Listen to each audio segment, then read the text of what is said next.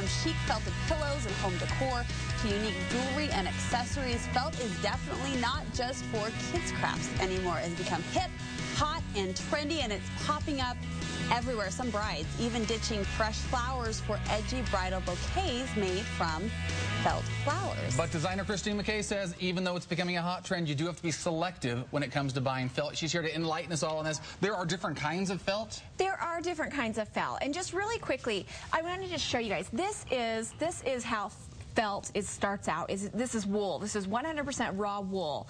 And how it's made into felt is, the legend has it, some men back in the old, ancient times were fleeing from some persecutors and stuffed wool in their boots so that they wouldn't get blisters. And as the moisture in their boots and the agitation from walking, it supposedly, when they took off their boots, felt? They had on felt socks. Magic. Oh. Magic. So that's how the legend is. We love legends. But actually, that really is what happens. Is you take, this is what it starts with. Okay. And this is what it turns into after basically that same process, the moisture and the agitation. And it compresses the wool into sheets of felt. You say felt is actually better to craft with than fleece or flannel.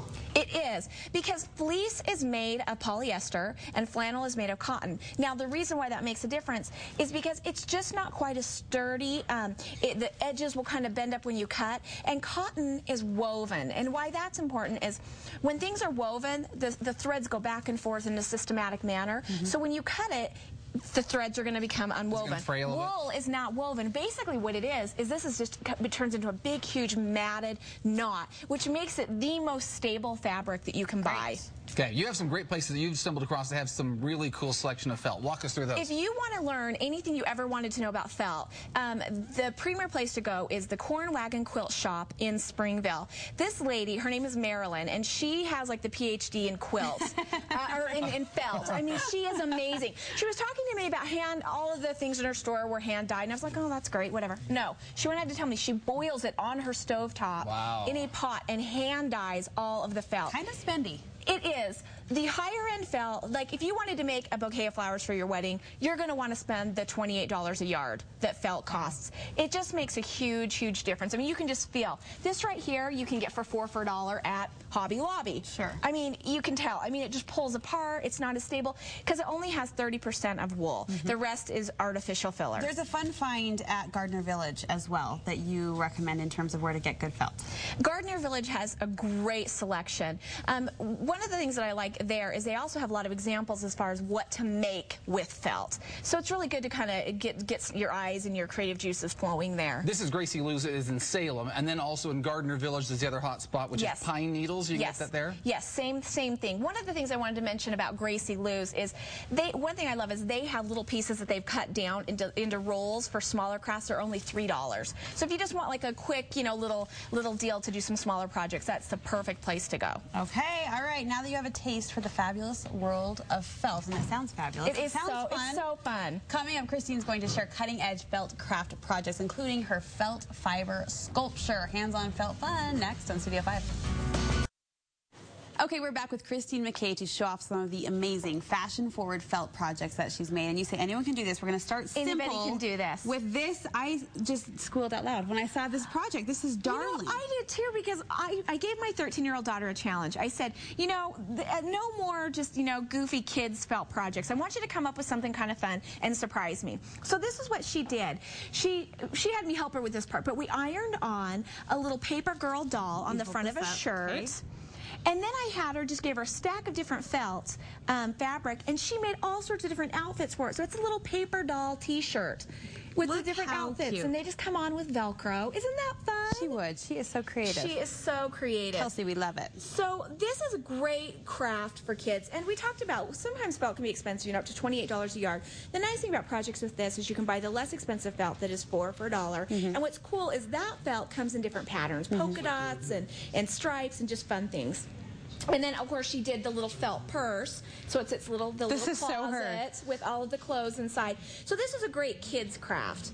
One thing that we talked about that is so great about felt is that which is good for me because I don't like to sew. Yes. Is that you don't have to hem the edges under, or there's not a lot of finishing work because we talked about it's not going to come unwoven. So it's great for die cut projects. This is a darling little girl's headband. And you can cut the little flowers. You can see the flower that I'm wearing as well. It's just made out of die cut. And you can use some of the ones like by Quick Cuts or Sizzix to cut out multiple flowers at a time. Do all of the die cut machines cut through felt? All of them cut through felt. When you start getting into the heavier wools, it won't go through as easy, but the just traditional felt, very easily it'll go through.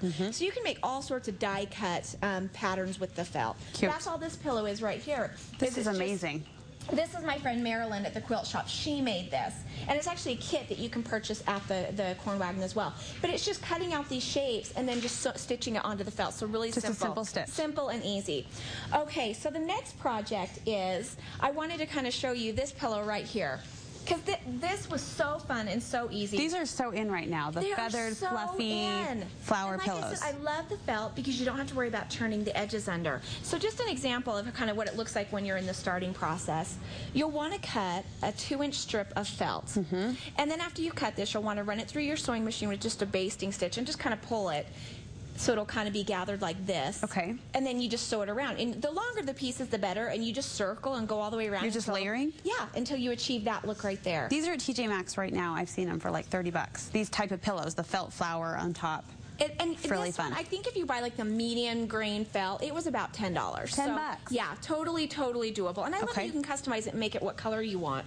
You can also take the same technique and you can roll it and you can make a rose. So you could add like embellishments onto other, you know, this pillow or a purse or just different handbag. A pin, that'd be a cute brooch. So really fun and easy little technique right there. Cute. Okay, so the next one that I wanted to talk about is, we talked about the felt when traditional wool felt. It's not going to have polka dot patterns or anything like that. It's just going to be solid prints.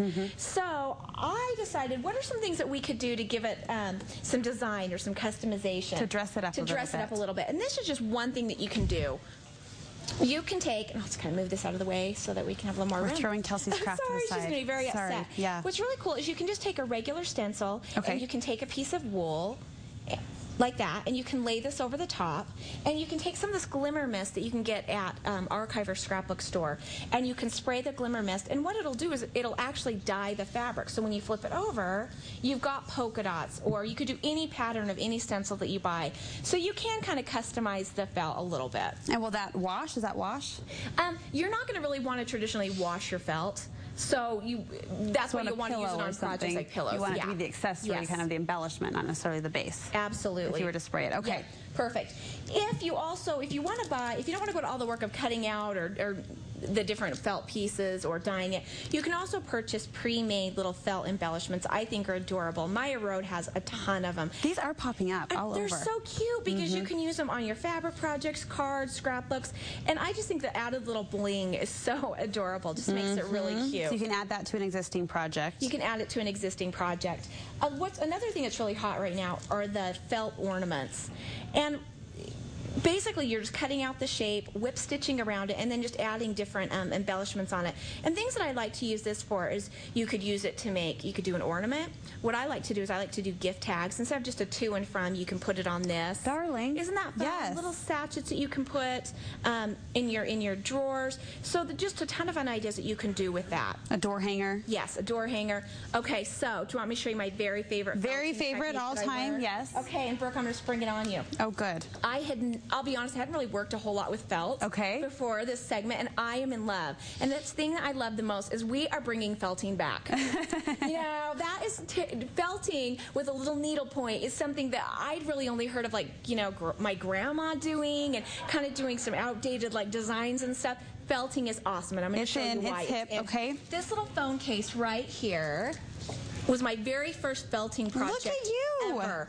And what felting is, and Brooke, guess what? You're going to be a felter today. Oh, good. I am going to show you how. Little did I know when I woke up that was going to be my title. You're going to be a felter. This is darling, Christine. Okay, let's see. Let's just grab some of this green felt, raw felt right here. Okay. You know what? Let's do it on the back of this so it'll show up a little better. Okay. What you're going to want to do with the felting is for this, for instance, I just took a stamp and I stamped the felt to get the shape. Then all you're going to do is take the raw wool that you can get at Hobby Lobby for $1.99, and you're going to put it on your project like this. Right now, we're going to make a polka dot. I'm kind of nervous. I'm not going to lie. Okay. So you start here. I'm going to start. Well, you got to show here. me. We're going to do it together. Okay. All Okay. Right, ready? This is like hold hands, jump off the cliff. Is this fine? Yeah. So okay. That's your needle. Okay.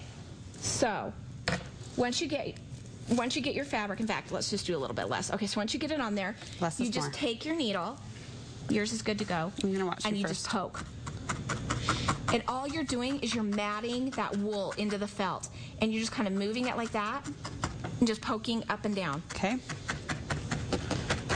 And if you had a pattern drawn on here, you would just stay within the lines of the pattern. But bigger designs are probably better, right? It doesn't matter. Really? No, it's you can get intricate and details? You can get intricate. You can do anything. I was looking online, and there were some amazing, like, paintings that people had. It's kind of therapeutic. No wonder you like this, Christine. I know, We're like stabbing. And the closer like you stab, acupuncture, but in the crafting room. Okay. But you can kind of see how it's working. It's just kind of matting the wool together and punching it down into the felt square.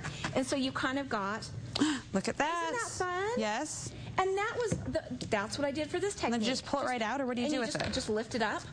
Oh. And there you go. You're done. Kind of fun. Isn't that great? I like that a lot. This is my all-new favorite crafting thing. There's You're excited, I can tell. I'm so excited. Yes, okay. Well, thanks for sharing the excitement and the love, the felt fun. We're bringing it back. We're bringing felting back. Okay, fun projects. You can check out all of Christine's designs as well as techniques to make them on her blog, kmckdesigns.com. We'll link you there from our website, and we'll be right back with more on Studio 5.